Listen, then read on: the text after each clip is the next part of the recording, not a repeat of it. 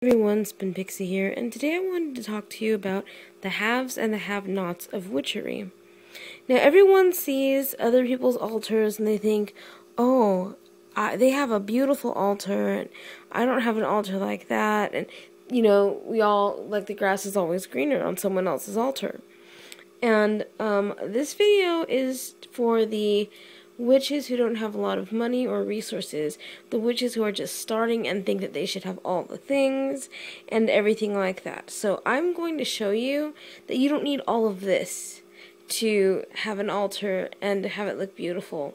So let me just go ahead and set up my altar the way it used to look when I first started practicing. When I first started practicing magic, I had no altar space at all. The first thing I had to do was acquire an altar space. So what I did was I took a bookshelf. So I didn't even have a space this big. I took a bookshelf and used the top of it. But because I didn't want to ruin the bookshelf, and it wasn't my bookshelf to ruin, I needed an altar cloth. So I took an old curtain that was going to be recycled into scraps or to Goodwill. And I just happened to find this really pretty white ruffly one. And I took this and I used it as my altar cloth. And this covered most of the surface of the bookshelf, and so that's where a lot of my candle lighting took place. Now, I was in the broom closet, so no one in my family knew I was a witch. So I had to do things that were not that flew under the radar to begin to add to my altar, because I wasn't sure how my family would react to me being a witch. So here's how I started. The first thing I did was I asked for some terracotta to do a school project, and then I put aside a small ball of terracotta clay, which you can get from Michael's for like $5. And the first one I had I actually did on my own. This one I did later on in years. But I simply made a circle and carved a star into it. Now this is, like I said, one I made in later years. And though not perfect, I keep it because my grandma carved the star. So my first thing was to acquire a bit of earth. So now we have our pentagram. Okay, and it was out of simple terracotta clay, nothing big, nothing extraordinary. And I, in a later video, will show you another way that I made a pentagram that I think is really awesome, and I don't see many people use. So I'd love to show you that. So anyway, that was the first thing I did. Now, when I first started practicing, incense was not a big thing in our family, let alone in many households. It was kind of like a hippy-dippy thing. So incense was sort of accepted and not necessarily a witchy practice. And I was a hippie, so my parents didn't really think much of it when I started buying my first 2 incense burners. Now, my first 2 incense burners were little wood pieces of wood incense burners that I bought at the local Target or something. They were just cheap little wooden incense holders, but they worked. Okay, so incense wasn't a thing, so now I have my earth and my air. Matchbooks were pretty easily acquired at my house because we always just had them for whatever reason, especially for the barbecue. So matches were not a hard acquisition. So I would steal matches, which I don't have anymore right now, so I'm going to say my lighter. And then I would also steal the barbecue flamer. So there's my fire, right? Okay, so now, the next thing that I would do is I wanted to make holy water. So I often would buy a bottle of water and then just throw it outside and leave it there so the moon could charge it before I learned other ways of making holy water. But water is water. You can get it out of your tap if you really don't have it and add some sage and some lemon juice and whatnot to it. There you go. You have your water, right? Okay, so this becomes...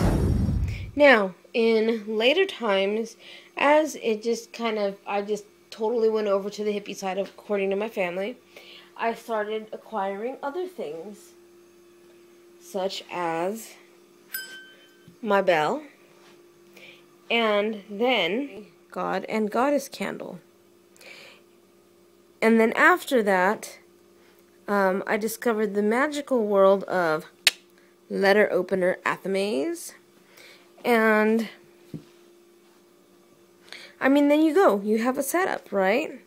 But even if you can't go this far, you can still do other things to get yourself a basic altar setup that is going to be just as significant to you. And let me show you. I'm in my storage room to show you.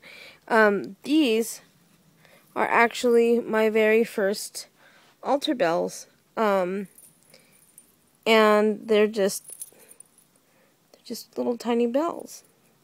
And they're not like boisterous and loud, but they ring just the same, and they're bells that I just strung onto some cord. First wand was actually a redwood branch that I broke off of a redwood tree.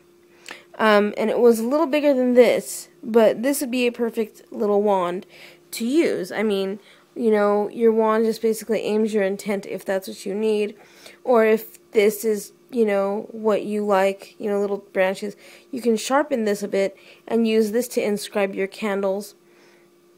And it also can be as a representation of earth. You can use things for incense holders. You don't necessarily need incense burners. Foil does not burn. You can fold it up and make it into an incense holder. There are plenty of things, and it also might attract some fairies if you're into the fae. There's plenty of things that you can do to practice without having all of the, you know, fascinating new age sort of stuff. Because if you really think about it, I mean, how much of this did our ancient ancestors really have? But for maybe some terracotta earth and some tree branches and water, I could do incredible things with just this altar you see before you. And even less than that if I had to. As I've said in previous videos, your intent is what drives your spells. So it doesn't have to be this.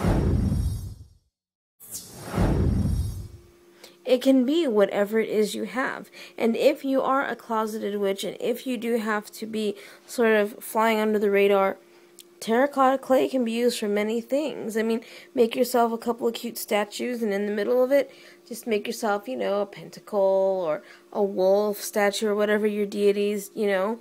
You can make your own holy water out of virtually anything. Sage, lavender, anything that purifies, blesses, or cleanses.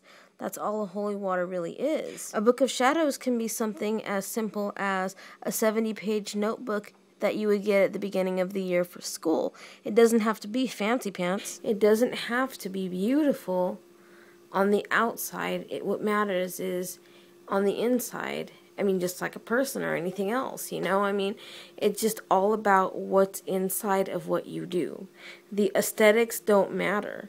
What matters is all that's, you know, inside of it. I mean, look at something like crystals, right? They're just pretty little pieces of rock, you know? We don't think much of them as that they're just crystals or pieces of earth. But if you really go into what they do, you know, they can help you sleep, they can heal you, they can balance you, you know, they have so much power because of what we use them for, because of the intent that we put into them and use them for and draw out of them. So it's all about what you have, using what you have, and being proud of it enough to put your intent into it, to focus it and harness that into your spells. So I just thought I would share that with you today, and hopefully if you are a beginning practitioner of magic, this has helped you out some. So until next time, guys, many blessings. Bye.